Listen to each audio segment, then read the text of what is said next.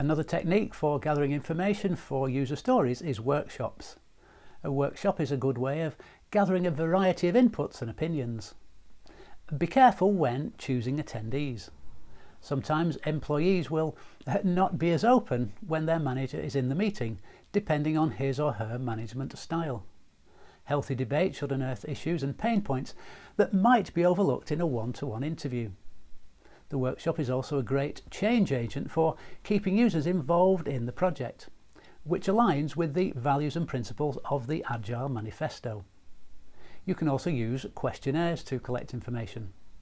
Questionnaires are a useful way of collecting comprehensive information from a large group of similar users. Be careful to keep the questions as neutral as possible.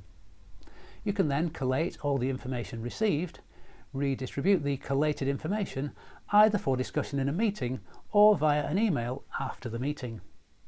If you plan on using questionnaires, it is best to use them for an epic or several features or user stories, so that you collect the maximum information with the minimum of interruption to the user's workday.